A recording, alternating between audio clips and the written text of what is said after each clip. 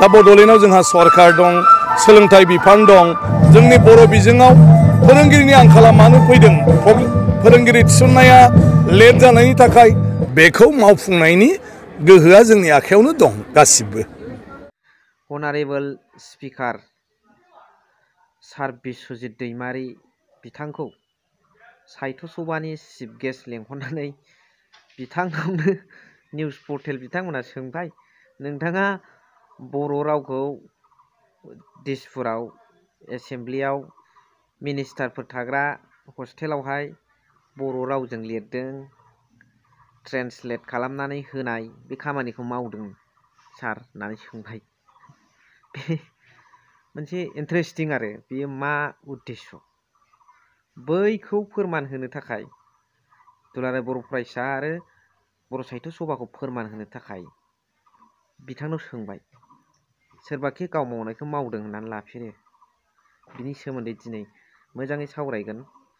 स' hello' everyone, one second welcome back to the channel. दिनैनि गोदान भिडिअ'आव नोंथांमोन बयखौबो गोसो गोथारै बरायदों, लोगोसे आसा खालामो इसोरनि अननायाव नोंथांमोन बयबो मोजां दं।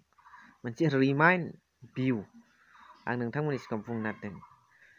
कनिबा जुदि आमार इउपिपिएल नेता कर्मी সকলে PMAY ঘৰৰ নামত অৰুণোদয়ৰ নামত পইচা যদি খায়, ইমাৰ্জেঞ্চি ভাৱে তেখেতসকলক আমাৰ ইউপিপিএল দলৰ পৰা এক্সपेल কৰা হ'ব।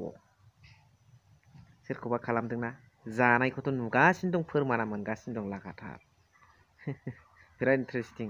सोरनि राव मिन्थिखाबायना? আজিৰ পৰা 4 বছৰ আগত राजनीतिर नामत गंडगोल, राजनीतिर नामत জাতিৰ মাজত জাতি মাৰা কাটা কৰিছিলে। কিন্তু এতিয়া শান্তি আহাৰ পিছত আপোনালোকে কি দেখিবলৈ পাইছে ৰাইজসকল? बुंबाय प्रमद बर' सारा। दाना रायजो राजाफ्रा बुंसै बा सोरबा सोरबा इन्टेलेक्सुवेल नेताफ्रा बुंसै, আজিৰ পৰা 4 বছর আগত हाग्रामा महिलारी ডাঙরিয়ার শাসন কালত 17 বছর শাসন কালত আমি জাতি বিক্রি করা পৰিস্থিতিটো দেখিবলৈ পোৱা নাছিলে। কিন্তু प्रमद बर' ডাঙরিয়া সরকারত অহাৰ লগে লগে আমি দিল্লীত গৈ পেলাই জাতি বিক্রি কৰাটো দেখিবলৈ পাইছো। बिराद मोजां, इन्टारेस्टिं। मा सानो कमेन्ट्सनि गेजेरजों फोरमायहर। बिराद मोजां। ससियेल मिडियाआव एक्टिभ थाबाय थाग्रा ओरैबायदि इन्टारेस्ट मोनो। राजनितिनि मुङाव दाङाबाजि खालामदों होननानै हाग्रामा महिलारी सारखौ प्रमद बर' सारा बुंबाय। 4 बोसोर सिगाङावहाय जोंनाव जेबो गन्दगल गैया, हारिनि नामाव दावराव दावसि गैयामोन। नाथाय दिनै प्रमद बर'आ सारा सासनाव फैनाय लोगो लोगो मा नुखो? हारिखौनो फानानै फैबाय दिल्लीयाव सान्ति सुक्तिनि मुङाव। जोबोर साननो गोनां बाथ्रा, कमेन्ट्सनि गेजेरजों फोरमायहर।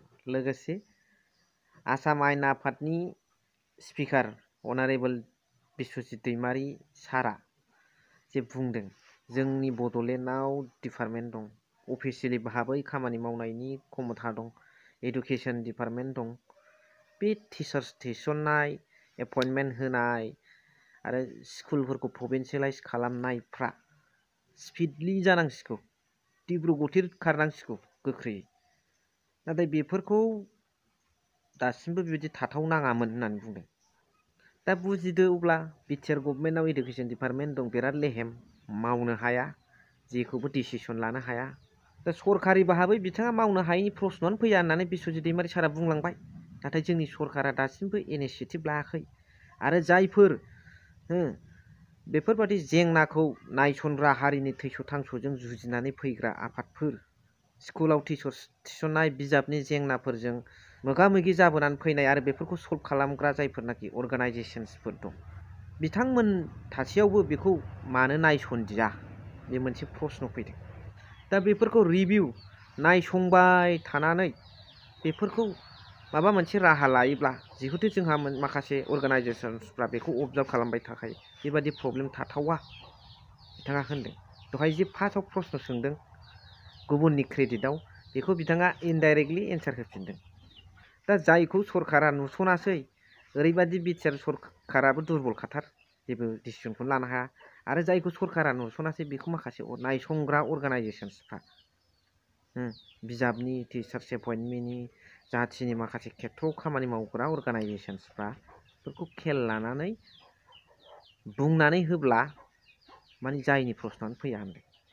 स' अब्ला बिस्वजित दैमारि सारा मा खोथा इम्परटेन्ट खोथा बुंदों बेखौ नायलांदो आरो जोबनायाव कमेन्ट्स हरबानो जाबाय। सार नोंथांखौ जों नुनो मोनदों बर' बिजोंनि सायाव गोबां खामानि मावनाय नुनो मोनो बे बिथिङाव मा बुंनो सार? ना दाथ' गासिबो बाथ्राफ्रानो सोनारो जोंनि रायजो राजाफोरनि माने इनिसियेटिभआवबो बाथ्राया जाहैबाय अलरेडि बर' बिजोङा दिनै मा होनो 12 खलबसिम क्लास 12 सिम दिनै जाबाय।